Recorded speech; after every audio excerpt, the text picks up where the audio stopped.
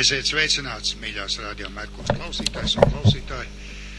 Kā katru ceturtdienu pulkstens 16. mēs sākam raidījumu Zidravots, tas ir tiešā ētera raidījums, un jūs mums varēsiet zvanīt kaut vai tūlīt pat pa tālruņu 26 891 074.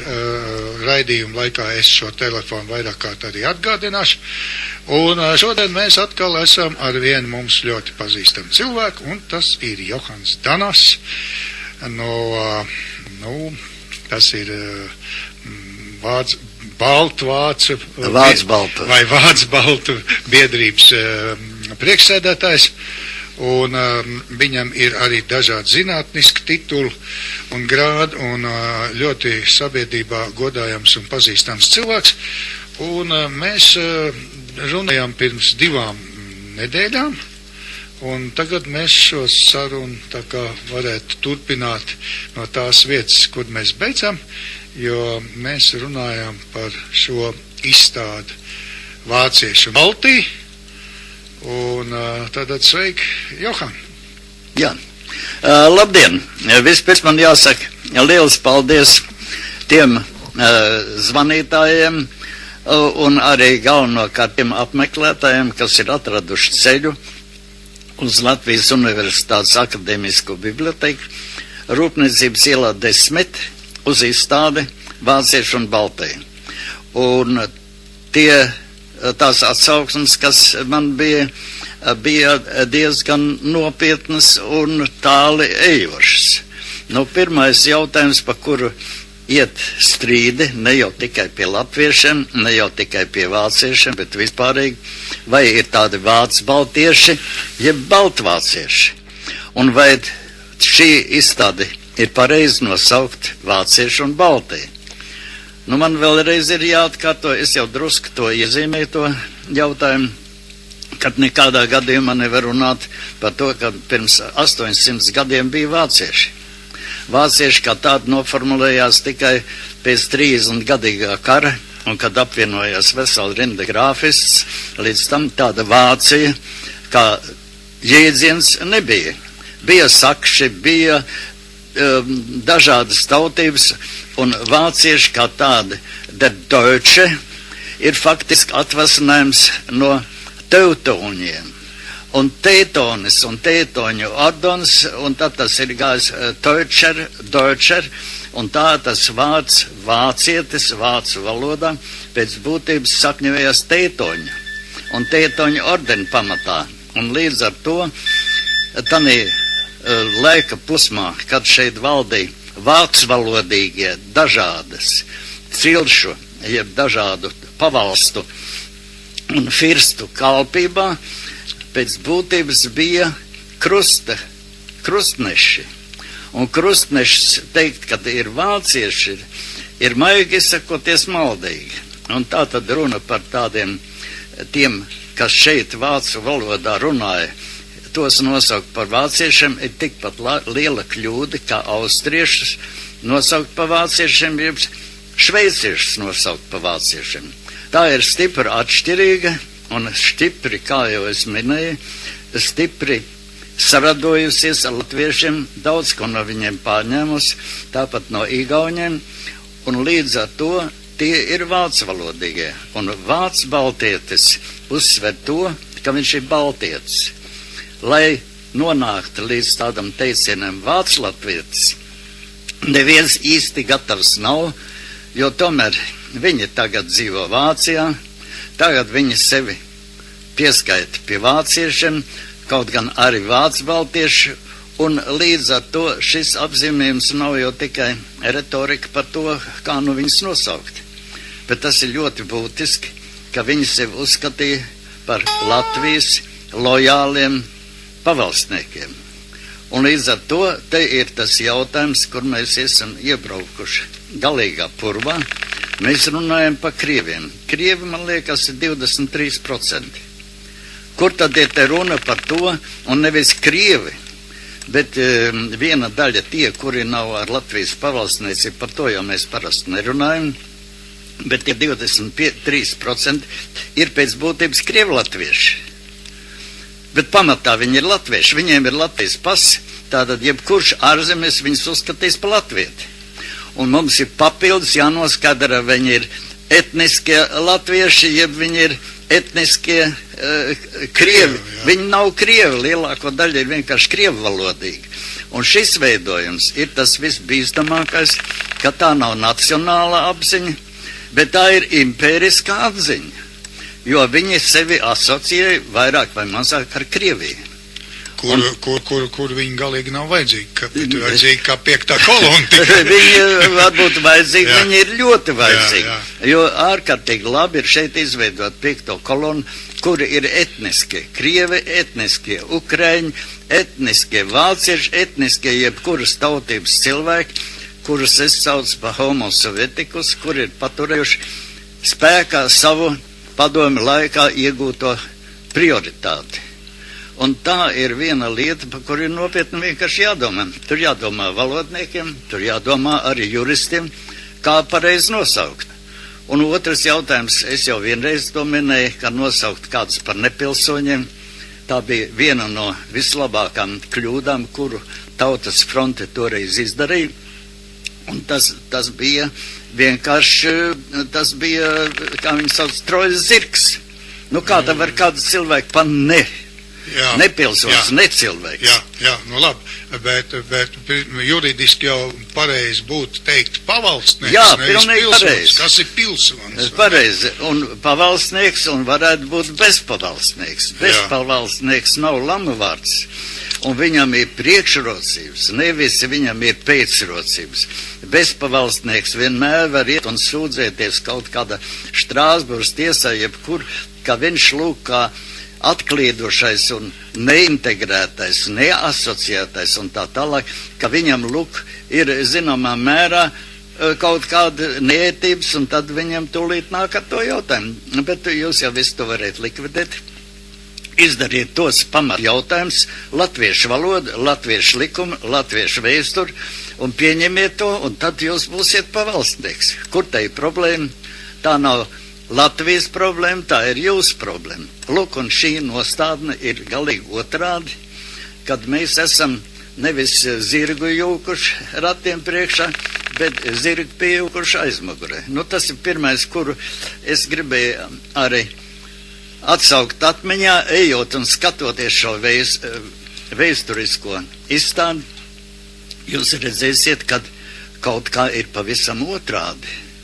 Un jūs redzēsiet, ka Latvija sastāvēja tiešām no vesela rinda atsevišķām tautiņām, un kuras te dzīvoja un mitinājās, un šis priekšstats, kā savā laikā atmoda izvilka cauri lībieši, ka Latvija ir vienīgā vieta, kur dzīvo lībieši, un kur viņi bija 20 cilvēki, jeb 21 cilvēks, neņemot vērā to, kad kurši sēļi, un it sevišķi vajadzētu teikt par kuršiem, kur bija ļoti savdabīgi un vēsturē ļoti nozīmīgi.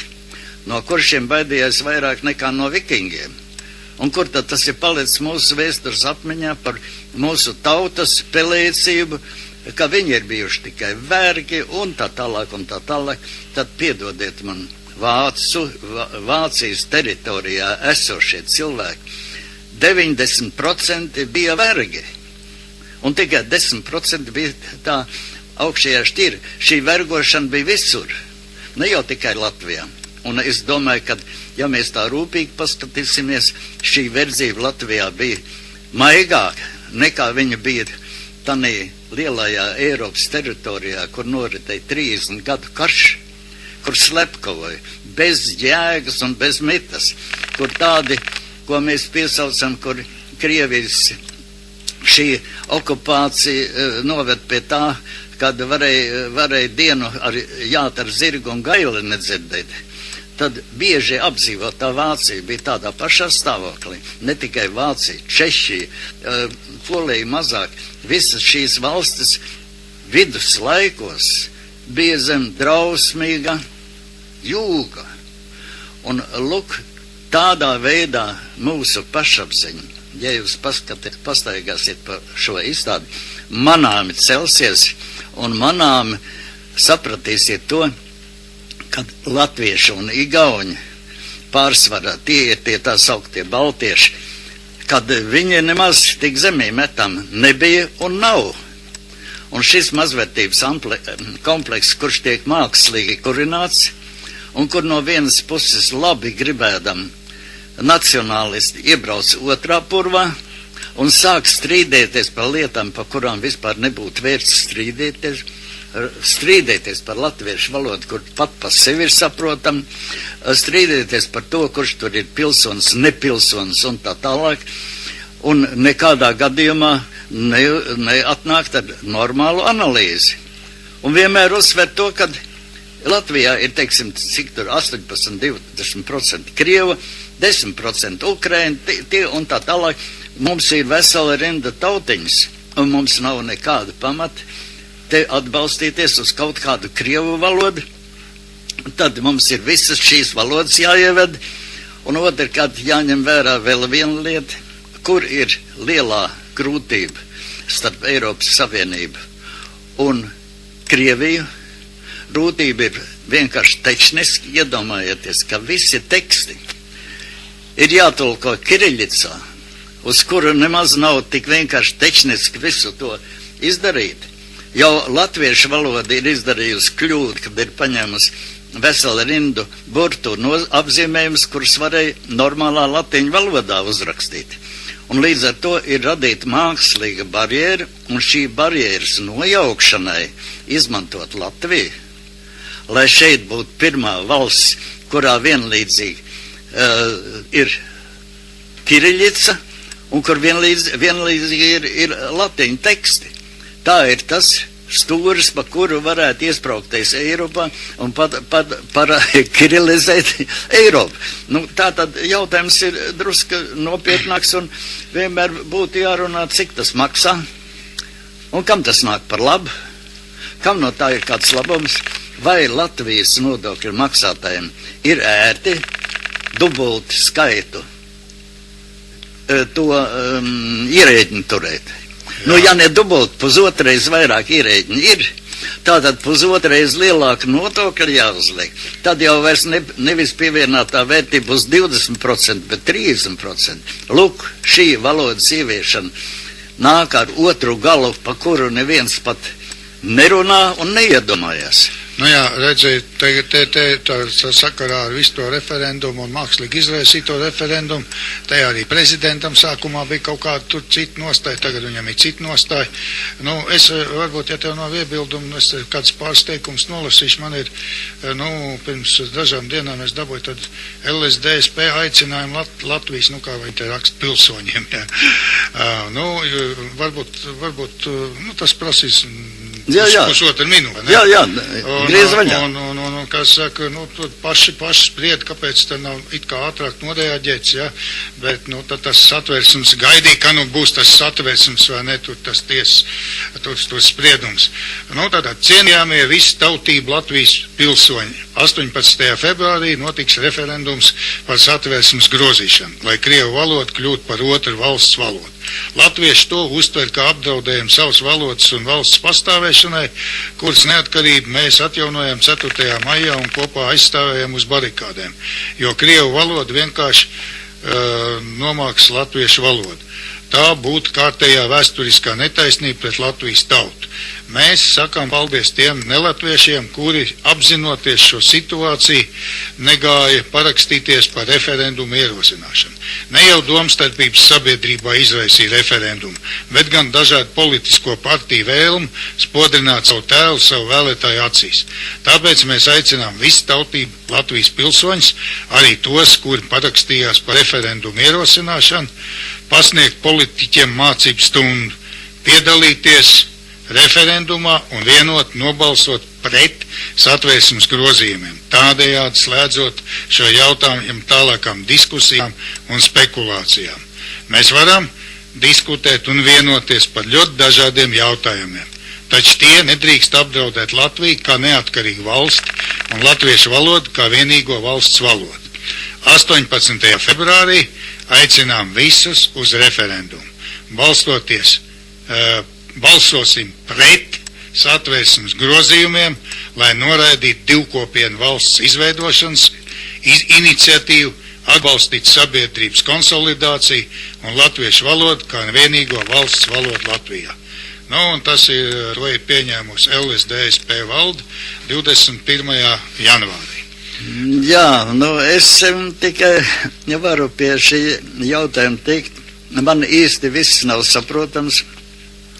Man kā Latvijas pavalstniekam vispār nav saprotams, kā cepties par to.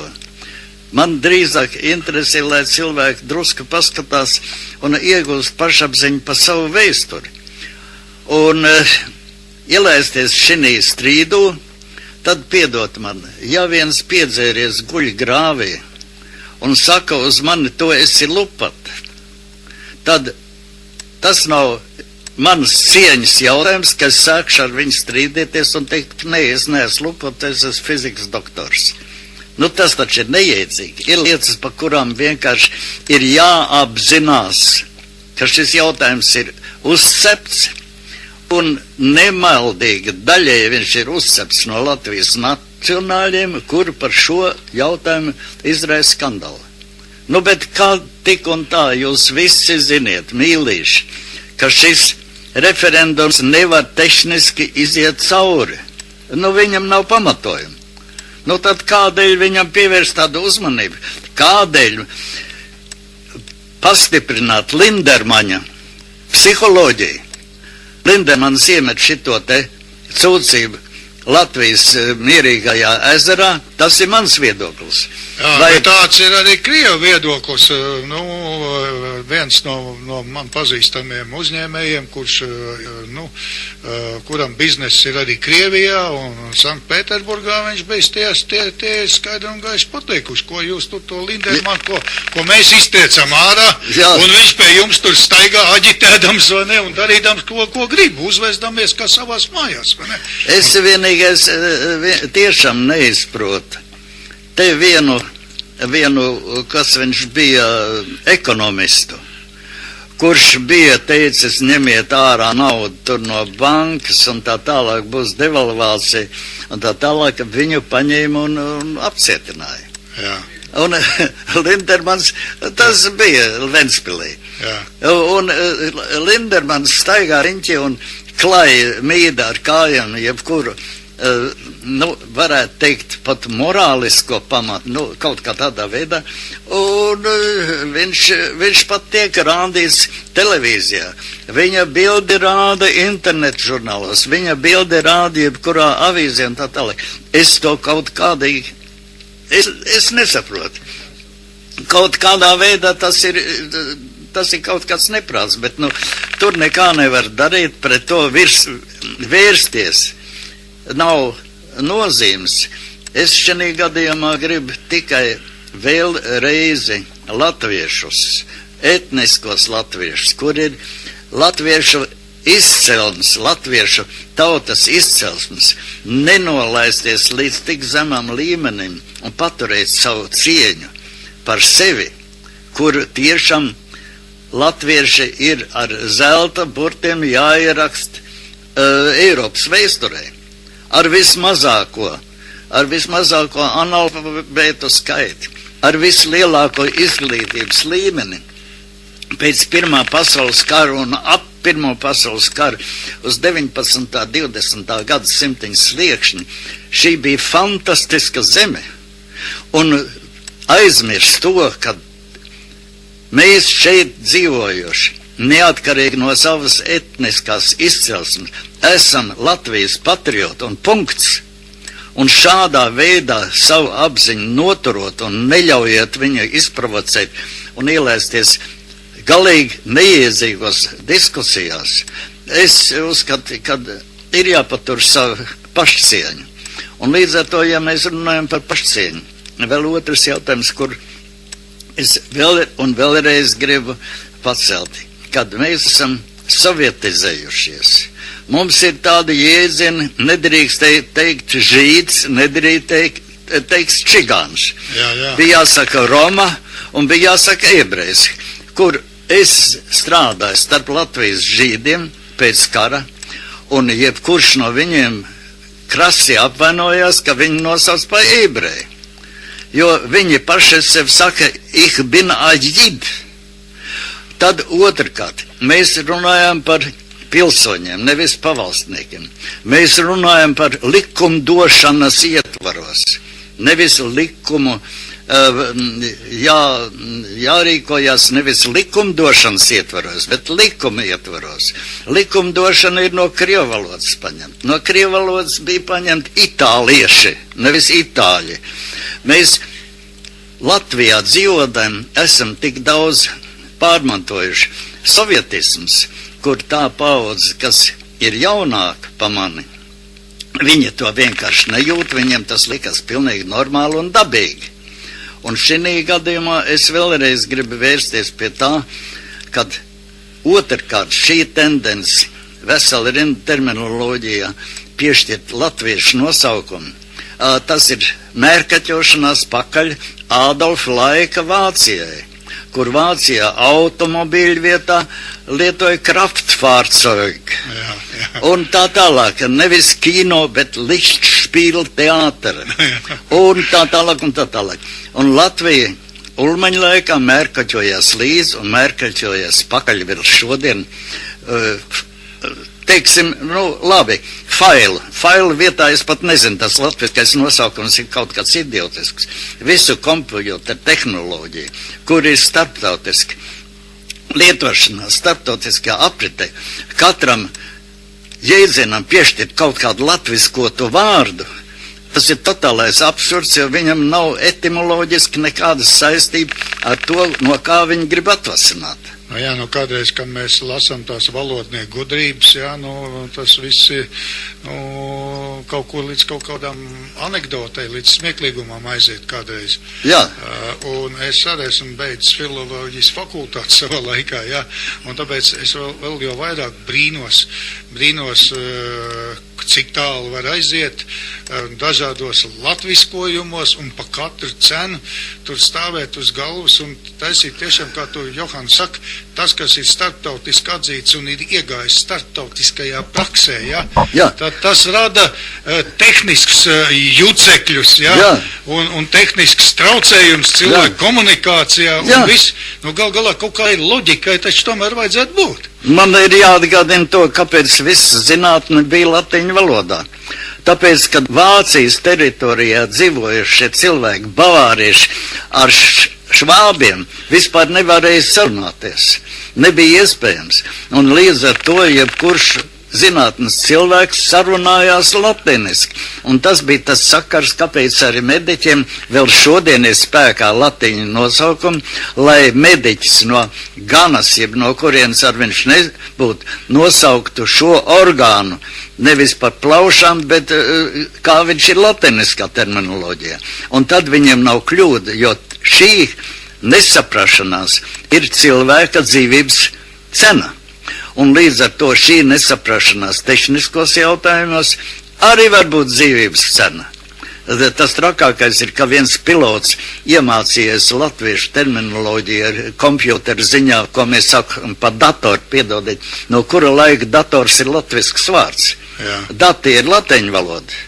Un or pielikums arī nav latviešu.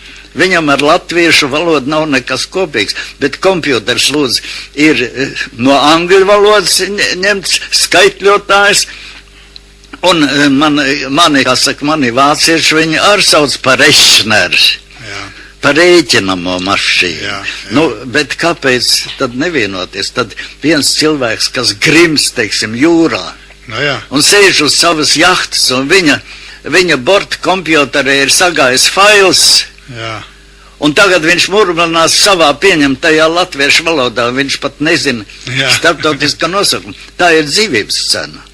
Un šī vēršanās, es gribu minēt tikai vienu autoritāti, kurš ir vienīgais Latvijā uzaugušais zinātnieks Vilhelms Ostvalds, kurš bija fiziskās ķīmijas pamatlicējs, un tas arī ir vienīgais. Viņš bija Latvijas, respektīvi Vācbalštī, bet Latvijas teritorijā esošais zinātnieks visaugstākā līmenī. Viņš teica, ja es būtu mežonis un, kā saka, nesaudzīgs, es paņemtu visus valodniekus, sasiet buntitē, aizsūtīt uz neapdzīvotu salu, jeb nogremdēt okeāna, jo viņi ir tie, kas rada vislielāko kaitējumu cilvēku savstarpējai saskarē. Nu, es negribu teikt, kad es tā teiktu, un zinot veselu rindu mūsu valodnieks, kur paši par sevi ir it kā normāli cilvēki un samērā cienījami, bet nu, viņi ir nonākuši šinī, varētu teikt, šinī plūsmā, un jebkuras valsts valodnieki ir parazitējuši, jo valoda veidojās cilvēku savstarpējā saskarunē. Vai mums šodien būtu iespējams tāda valoda kā angļu valoda? Nekādā gadījumā neviens valodnieks nepieņemt šo angļu, velsiešu un visu šo un franču valodas un ģermāņu valodas kopējo sajaukumu, kurš bija pēc būtības zemāko kārtu cilvēku sarunas valodu, un augstākās kārtas cilvēks sarunājās franciski, tāpat kā Krievijas galmā. Un izveidoja šī valoda, kur ir ārkārtīgi lipīga, kur ir ārkārtīgi vienkārši, kurai ir milzīgs vārdu krājums, izveidojās pasaules valoda pretēji valodnieku centieniem, kur nekad nebūtu pielāduši tādu sūdzību, kad paņemt un sajaukt 3-4 valodas kopā un uztaisīt vienu pasaules valodu. Tā izveidojās. Un pie tam ir krasā atšķirība, es negribu docēt amerikāņu valodu un angļu valodu, tās ir pilnīgi atšķirīgas valodas. Un amerikāņi ir ieņemuši gan visu nīģeru, gan visu dažādo etnosu cilvēku sajaukumu, kuri ir stipri primitivizējuši valodu, jo tā bija lielāko daļu, varētu teikt, laucinieku, dažādi avantūristi un varētu teikt arī bodnieku un bandītu un tā tālāk sajaukums, un amerikāņu valoda ir krasi atšķirīga. Nu jā, un tur jau vēl ir tāda īpatnība, ja, ka no vienam vārdam var būt 500 nozīmes, ja, dažādos kontekstos, ja. Jā. Un no vienas puses tā valoda ir noplicināta, it kā būtu ļoti viegli saprasties, bet tai pašā laikā, man aizbrauc viens cilvēks, kurš bija mācījies, klasiski Anglijas, vai ne, angļu valodu, mācījies to angļu variantu, un viņš aizbrauc uz Ameriku. Viņš saka, es tur runāju, mani visi saprot, bet viņi runā, un es nekā nesaprotu, visu to savu augstāko izglītību, valodniecisku. Nē, tā ir, un šī ziņā mēs druski novirzījāmies no mūsu problēmām. Bet man liekas, valodas tīrības ziņā ir ļoti svarīgi tad, ja šī valodas netīrība rada politisks sekas. Jā. Un tur jau ir jāsaka, kā mēs teikt, tur ir jānorauj stopkrāns. Tur ir jānoliek tam sliediem šķērsam priekšā un saka, tālāk vairs nevar aiziet. Un tur ir jāatgriežas pie pirmsaukļi, tāpat kā jāatgriežas visā politiskā dzīvē pie Latvijas pirmās satversmes. Un bez tās nekur, mīļieši, jūs neaizbrauksiet. Nekādas vēlēšanas citus rezultātus neiedos, ja paliks šī paša vēlēšanas sistēma. Un tur nekas jums nelīdzēs. Un kamēr nebūs likvidēt šo sīko grupējumu, naudas devēju grupējumu vara, kura ir diktatūra, kur mums ir tikai dažu klanu diktatūras savstarpējās cīņas, kur nekāda sakara nav ar latviešu vēlētāju. Latvijas vēlētājs tiek no rīta līdz vakaram apmānīts ar to, kad viņš ir kādu ievēlējis. Viņš jau nav ievēlējis, viņam iedeva gatavu trafarēt, no kura neatkarīgi no tā, vai viņš pa vienu partiju, vai pa otru, vai trešo. Bet viņam nav nekādas citas izvēles iespējas. Un visas viņas ir vienādas. Protams. Es negribu minēt tieši ar kuru partiju man bija saruna, bet es vakar aizgāju uz interviju vienā partijas birojā, un es uzstādīju jautājums, man tūlīt sāk runāt par kaut kādu programmu un tā tālāk, mums ir vislabākā un mēs esam centra partija un viss tas pārējais. Es teicu, bet tagad pasakiet man konkrēti, vai jūs esiet par to, kā viņi saka, nodokļu, kā viņi saka, nodokļu sistēmu, progresīvo nodokļu sistēmu. Ja jūs esiet par tādu pašu kā ir, uz to es atbildi nedabūju. Jā. Tad es jautāju, vai jūs esiet par ministrijas skaits samazinājumu. Jā. Un līdz ar to kur samazināt ministrijas, jo tam jau nav nekāda nozīme. Ja samazinās, tas darbs tik un tā būs jādara un tā tālāk. Un Latvijā ir gandrīz turpat 2 reizes vairāk ministrijas nekā Vācijai. Tātad konkrēti atbildes nedabūju. Trešais jautājums, es jautāju, bet kā jūs skatāties? Vai jūs esiet par cilvēka atbrīvošanu un dot viņam iespējas un mazāk viņus sociāli atbalstīt, jeb vēl vairāk sociāli atbalstīt un vēl lielāks iegrožojums uzlikt katram cilvēkam vēl smagāks saks? Neviena atbilde, bet tas jau cilvēki, jau normāli cilvēki interesē tieši tas, vai pievienotā vērtība celsies vai kritīs. Un tas normāls cilvēks ļoti labi saprot, ja papildus uzliks naudas slogu bagātājiem, tad tie nabagie saņems drusku vairāk, un tā nabaks visu naudu ieliek apritē. Un līdz ar to, ja šo sliekšņu palielina, tā nauda vēl atdzīvina. Un tā ir ABC, ko es no vienas partijas nevarēju izspiest, jo viņi vienmēr aizbildinājās ar to, tas ir process, mēs to pētam, mēs to darīsim, un tā tālāk, un tā tālāk. Un otrkārt arī, kad tie ir tie sliktie, un tā tālāk. Nu, mīlīši, bet jūs jau paši piedalījāties šajā teātrī. Un tur ir tas jautājums, kad var teikt, ja es neaizietu vēlēt, tad visi Krievi aiziet vēlēt. Redz, te ir tāds ļoti interesants jautājums, pie kā mēs nonācam, un tas ir atkārtojies katras vēlēšanās, un man ir paziņas, kas saka, jā, es boikotēju tās vēlēšanas, un nē. Es viņam varu atbildēt tikai tā. Es saku, vēlēšanu boikotēšanai būs jēga tikai tad, ja 100% visi neaizies. Jā. Jo jāaizies kaut vai viens, saprot, tad rēķinot vēlēšanu rezultāts, tur nav nekādas, ne kvotas, nekas, tur vienkārši vairākums, ir piedalījušies 5 cilvēku vēlēšanās, un te ir arī interesanti, tev ir mikrofons, Jūri, Jā, man ir, jā. Te mums par mūsu radījumu labskaņu rūpējas Jūris Lapinskis, un viņš arī te piedalīties šajā sarunā, jo viņam ir klāt viens interesants dokuments. Jā, šeit ir teikts, ka šodienas tas ir BNS ziņās, ka 18. februārī gaidamajā referendumā par valsts valodas statusu piešķiršanu Krievu valodai plāno piedalīties 62,7% Latvijas pilsoņu, un nepilni 28% no viņiem domā balsot par. Savukārt 62 balsos pret. Liecina Latvijas faktu janvārī veikta aptauja. Un Latvijas faktu direktors Aigars Fremans informēja, ka pēc aptaujas datiem referendumā nolēmuši nepiedalīties 12,8% pilsoņu. Tas ir, jūs runājāt tagad par to, ka es arī tieši mūsu Nacionāla apvienība taisni to paši saka.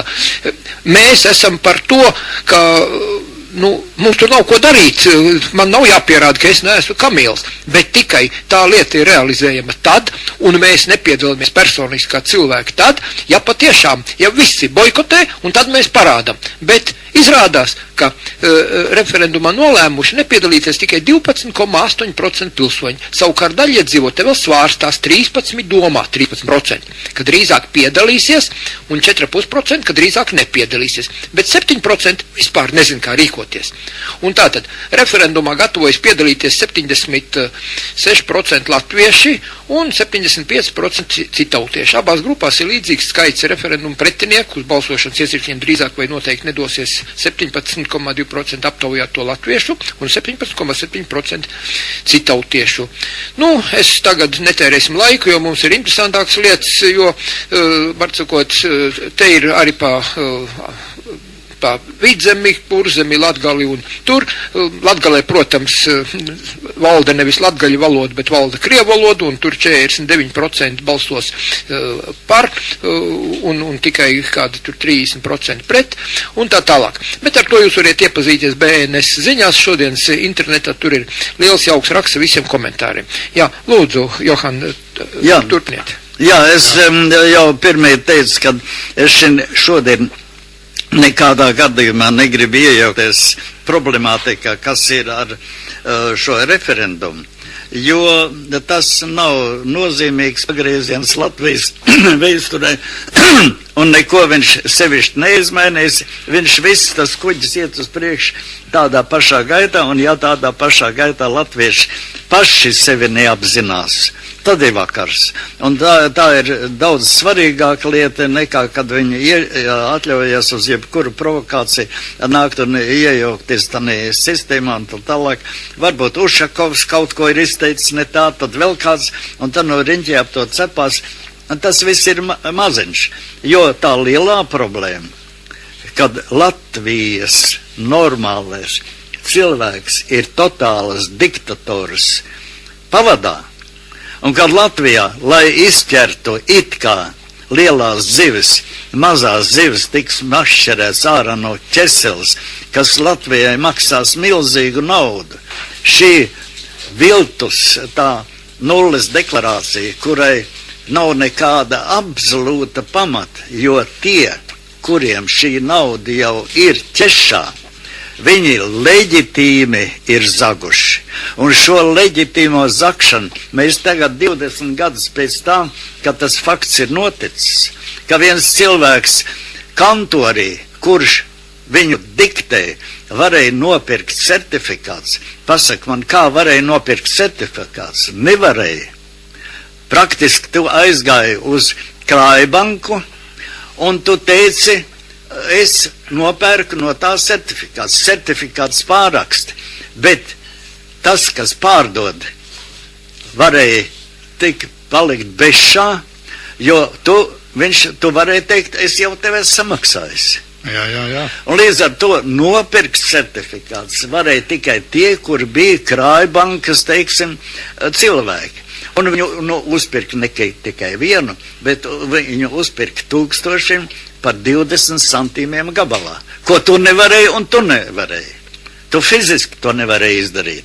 Jā, man arī bija. Jo šī bija apmaiņa reakcija. Līdz ar to par 20 centīmiem nopirka attiecīgā rajona, jeb apriņķi, jeb kā tas ir, valde pieņem kolektīvu lēmumu, ka, lūk, Jānim Petersonam dodam iespēju par certifikātiem nopirkt 10 000 hektāru zemes. Jā. Tanī brīdī viņš nopērk, un nākošā dienā viņš pārdod vienam jeņķim, ja vienalga kādam, un pa to pašu naudu nopērk atkal, un nomināls ir 25 lati. Jā. Tāda šī transformācija bija fantastiski. Jā. Un divreiz iziet cauri to procedūru, un tie ir visi mūsu miljonāri. Un viņi ir leģitīmi. Viņi ir likumīgi zaguši. Un tos taču to nenoķers, tos tu pie vietas nenoliks. Un ko tad noliks pie vietas viens sīgu bodnieku, kurš ir ticis uz zaļā zara, un ir viņam kaut kādā veidā iegājies, un kas ir godīgi, kas ir savu lauksaimniecības produkciju. Dabūjis aizfīrēt kaut kādiem arābiem un tā tālāk, kur viņiem maksā 5 reizes vairāk nekā šeit uz tirgus ir. Un visi šitie te, kas ir faktiski Latvijas labklājības studētāji, tie tiek izķerti. Tas ir tas traukākais, un kad aplaudē Latvijas tautiņa, aplaudē, cik labi mēs tagad ķersim oligaršus, un cik tas mums izmaksās, un ko viņš mums ienesīs.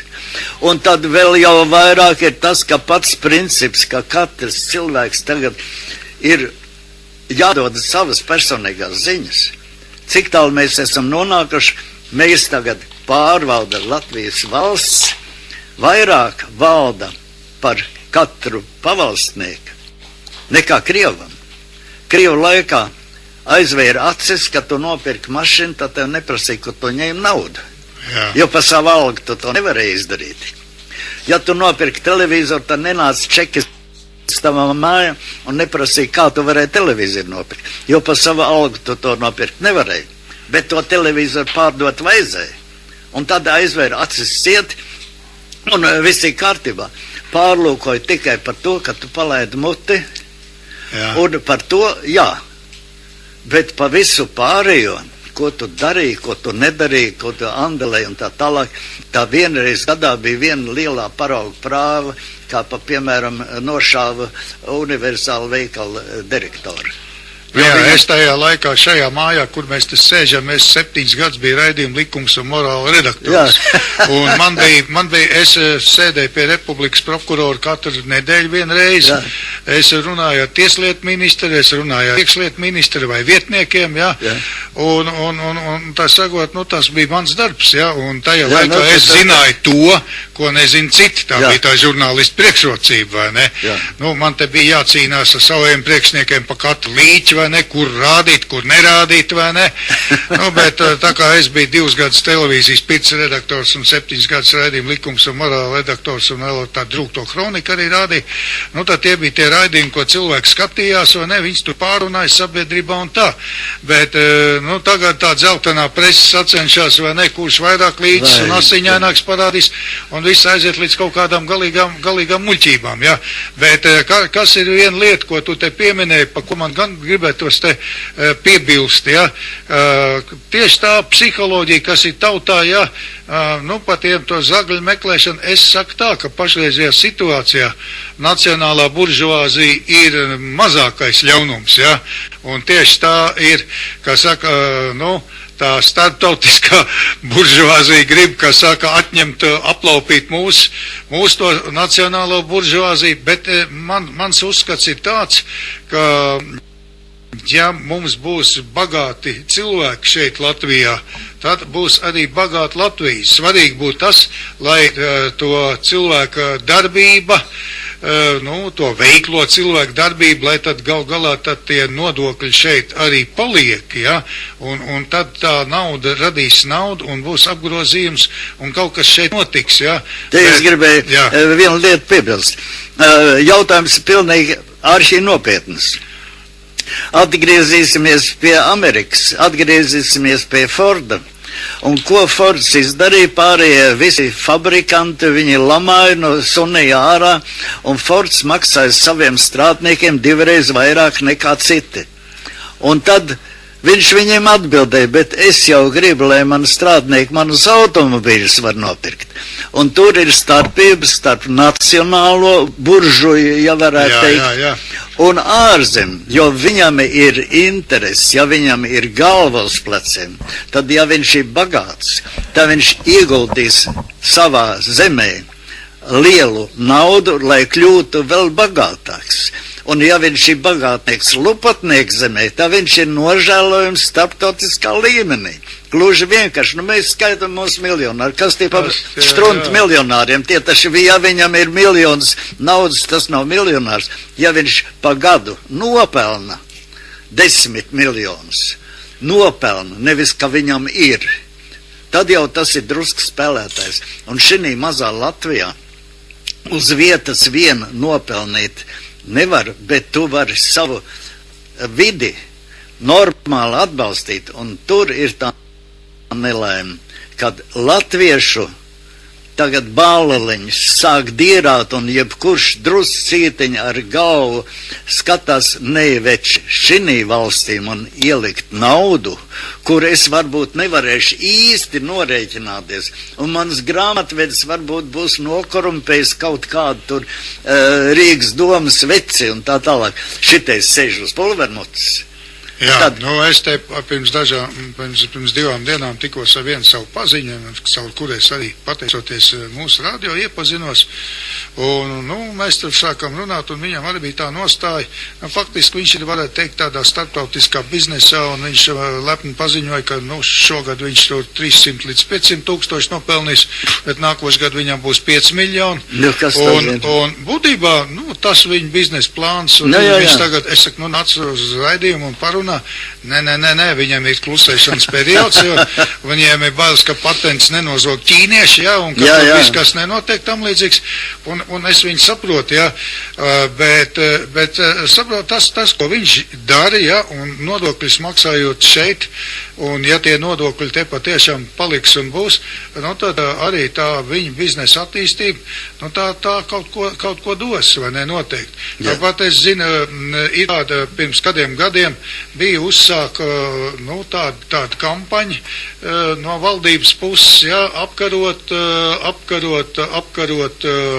tīkla mārketingu, tas ir praktiski neiespējams, un tā ir pēdējā muļķība, jo visi tie cilvēki, piemēram, es arī izmantoju tīkla mārketingu pakalpojums vairākās kompānijās, un es veikalos nepērku, tāpēc, ka es zinu, ka tīkla mārketinga kompānijās produkts ir augstāks kvalitātes, bet es nepasūtu caur Latviju, bet caur Lielbritāniju, tāpēc, ka tur ir mazāks nodoklis, un es maksāju tur kā apmēram kādus 20 līdz 30% mazāk, un man tas ir ļoti izdevīgi. Un tāpat es zinu no vienas kompānijas, kur cilvēki pasūta tagad Luksemburgā, agrāk viņi pasūtīja kādā citā valstī, kur atkal mainījās PVN, un tātad tieši tas PVN. Bet ja cilvēks pasūta un maksā Latvijai tos 23%, ko tās kompānijas, starptautiskās kompānijas jau ir savā cenā ielikušas, tad, kad tu ar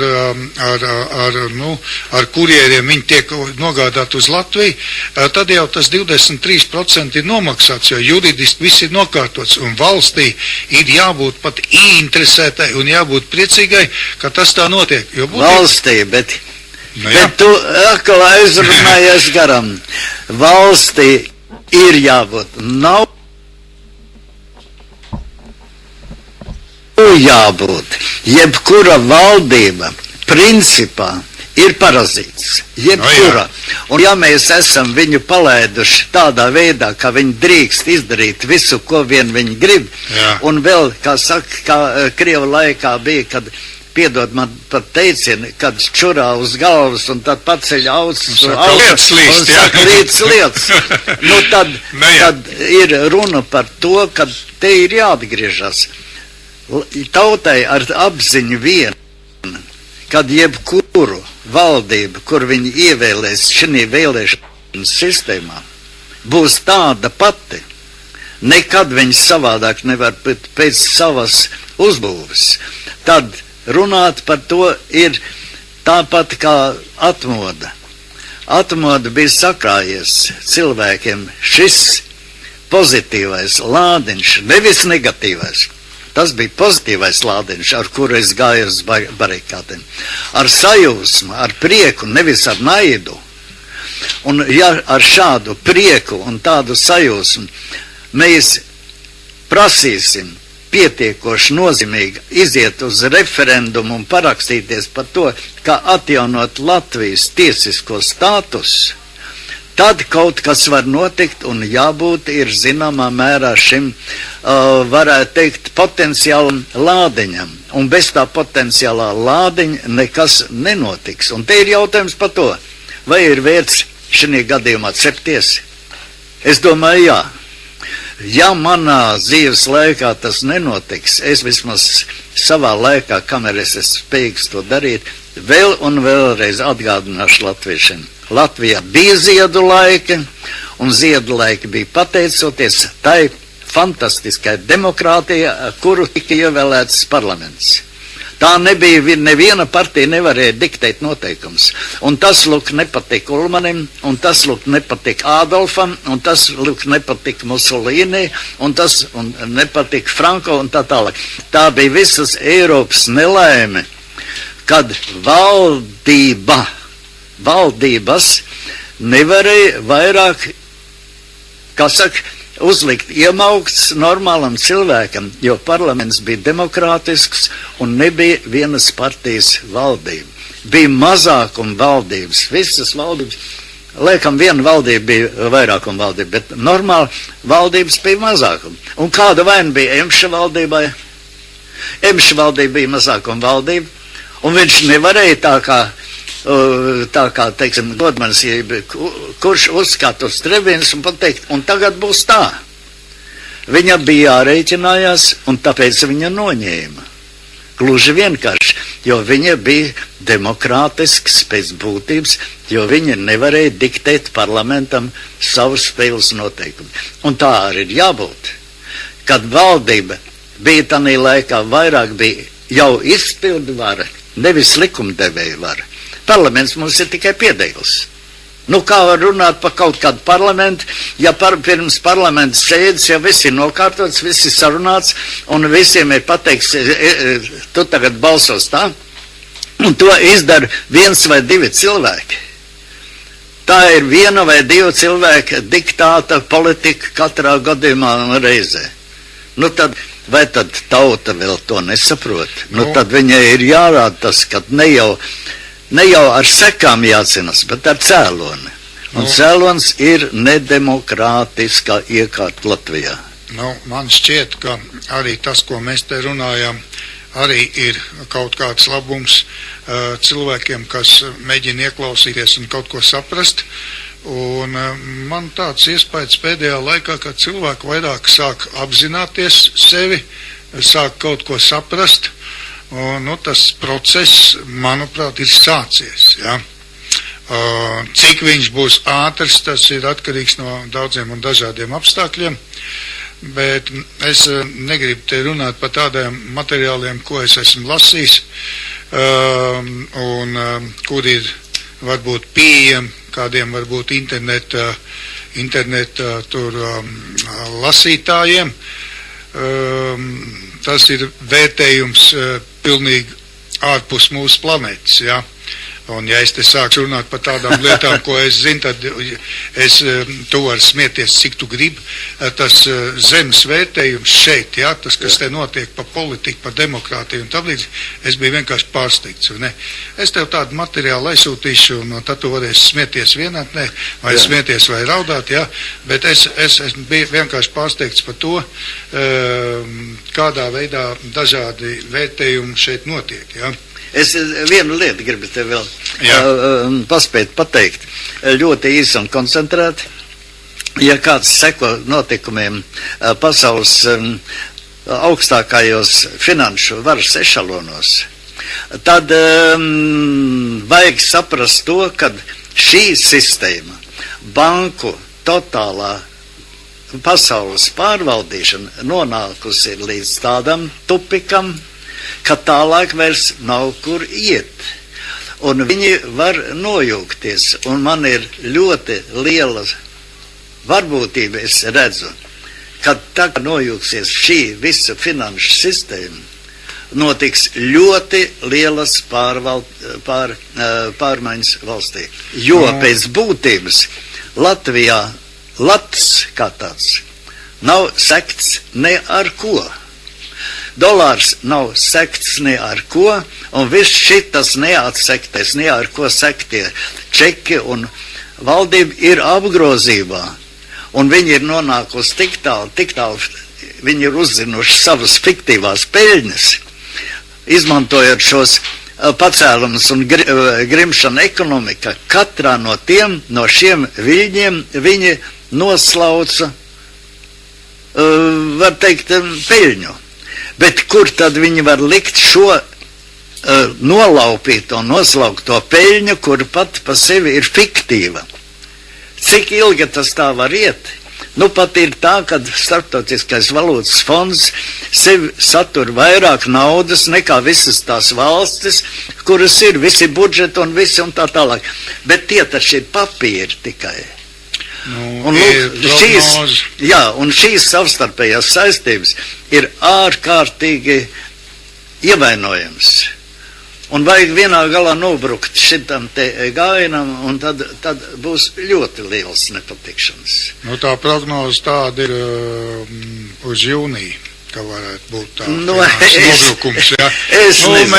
Labi. Mēs esam mazi tārpiņi. Mēs esam mazi, jā, bet vienkārši būs cilvēki, kas atcerēsies, kā kāds te to 26. janvārī tiešā etera raidījumā teica, piefiksējiet to, ko es teicu, jā. Jūs varat tam neticēt, jā, bet, es tādas prognozes esmu lasījis, un es arī pašlaik nesaku to, vai es ticu vai neticu tieši konkrēti tādam datumam, bet mēs ar Johanu abi esam viens prāts, ka tas notiks. Jautājums ir tikai par datumu. Prognoze taisīt ir absolūts absurds, jo es, diemžēl, kā fiziķis, un, diemžēl, kā informācijas teorijas pārzinātais, varu teikt, ka viss šis notiek zināmas varbūtības apstākļos. Un varbūtība būs pareizi pēc tam sarēķinot. Jā, bija 10% iespējas, ka tas notiks tanī un tanī dienā. Jā. Varbūt pat 80%, bet varbūtība ir tā, ka notiek nevarbūtīgi gājieni. Tas ir pierādījums ir vienkārši vienā klasē ir 30 skolnieki. Un nav tāda klase, kurā nebūtu vismaz viens pārīdz, kuriem vienā dienā ir dzimšanas diena. Pēc varbūtības tas ir absurds, bet tas notiek. Melnā kaķa likums ir spēkā, un vesela rinda ir tāpēc, ka varbūtība iepriekš principā a priori neko nevar noteikt, jo pat elektrons lidojot izkliedē, nezinu, kur viņš nonāks. Ir zināms vidējā izkliede, bet katrs akts pa sevi ir ar zināmu nenoteiktību, un ja viņi tāda nebūtu, tad dzīve nebūtu interesanti. Un ja mēs varētu iepriekš aprēķināt, kad mēs mirsim, tad nebūtu vairs dzīvot. Mēs dzīvojam uz šo varbūtības nenoteikšanas principu, un viņš ir skaists. Viņš ir tas, kas izvirza ģēnijus, viņš ir tas, kas izvirza idiotus, bet šī dažādība ir vienkārši no tā viedokļa, gribu vēlreiz teikt, kad tā ir interesanta spēle, bet tā nav nopietna, jo ir vienkārši jāsaka tā, ka šāda varbūtība pastāv tāda varbūtība 10% var dot, ka šogad, 10% var dot, ka nākošgad, 50% var teikt, ka aiznākošgad. Tas būtu normāli. Jā, es lasīju vienu grāmatu, kas ir izdota 2000. gadā, jā, un tur bija prognozēta 2008., 9., 10. un 11. gada notikumi, viņi visi sakrīt absolūti precīzi, jā. Bet ne par to mēs šodien runāsim, un ne par to mēs... Mums šodien bija ļoti interesanta saruna ar Johanu Danos, un mums ir palikušas vēl 5 minūtes, varbūt kāds no mūsu mīļajiem klausītājiem var mums piezvanīt, un mūsu tālrunis šeit studijā, kā es teicu, man solījums jāpild, ka es teicu, ka es vairākas reizes atkārtošu telefonu. Lielākā daļa mūsu klausītāji jau to zina. Tas ir 2689174, un jūs varat zvanīt tūlīt pat šajā brīdī un izmantot to, ka pie mums ir tāds zinošs cilvēks kā Johans Danos, kurš ir kompetents ļoti daudzos jautājumos, un viņa zināšanas vajadzētu izmantot, jā.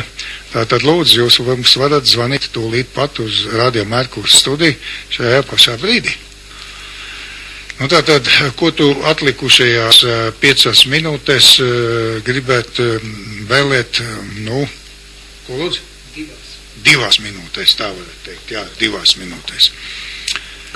Es gribētu vēlēt, esiet vienmēr smaidīgi, esiet vienmēr cerīgi, un neļaujieties nekādā gadījumā pesimismā.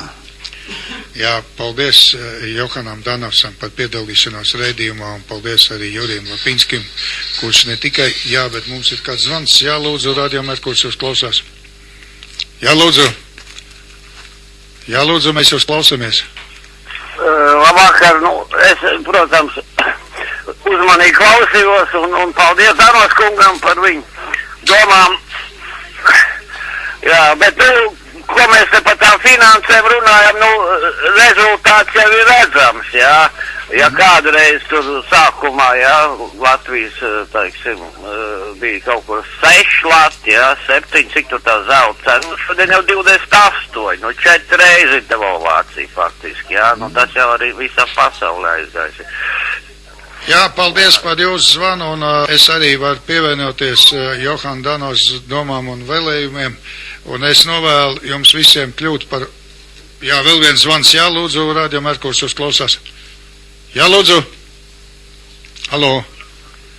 Halo. Labvakar. Labvakar. Danos kungs. Jā. Jā. Jā, jā. Es klausos. Jūs traucē tāds neiroķīroks, ar kuru jūs kādreiz kopā strādājāt Stradiņas slimnīcā. Jā. Ļoti jauki. Grīšlīts bija tāds. Jā, labdien. Es ar te bieži klausos, protams, un arī uzstājos par man interesējušiem jautājumiem. Un man interesētu jūsu doma sekojošo jautājumā. Kā zināms, ar mūsu, ja tā varētu teikt, mūsu valdības administrācija sadarbojās ar kādu ārzemju aģentu, ja tā varētu teikt, un jā. Brīvi viņam atļauties darboties un graut valsts pamatus. Vietām piešķirot viņam, kā avīzē Latvija bija rakstīts, 400,000 latu naudas. Jā. Kā jūs vērtējat šādas sadarbības starp mūsu valdību un ārzemju aģentiem mums naidīgas valsts rāmjos? Nē, es tepat negribu sevišķi komentēt, jo princips ir viens, kā jau es teicu, mēs dzīvojam daudz lielākas diktatūras apstākļos nekā Ulmaņa laikā. Šī diktatūra ir caurtveroša. Saimnieciskā dzīvē un politiskā dzīvē eksistē tikai pareizais viedoklis. Saprat man, Grīslīt, ja? Un līdz ar to pa vienu no atsevišķiem jautājumiem, kuri notiek kropli, tad tā ir šīs kopējās kroplības viena no pazīmēm. Tikai viena. Jā, paldies par zvanu, un mēs patiešām šodien beidzam šo raidījumu, un Johans Danos ir solījis, ka viņš piedalīsies arī citos raidījumos, un mēs runāsim par jums interesējošiem tēmām, ja? Un es arī Ints Heidemans, kas te arī piedalījās stājās šajā sarunā, gribu teikt paldies visiem, kas te piedalījās mūsu šodienas sarunā, un tātad es jums arī novēlu būt uzvarētājiem, vienmēr staigāt ar lepnu pacelt galvu un domāt vienmēr ar savu galvu, un būt noteicējiem par savu dzīvi un ņemt stūri savās rokās, ja? Un tad kopā vienoti mēs arī panāksim to, ka mēs būsim kungi savā zemē. Paldies jums!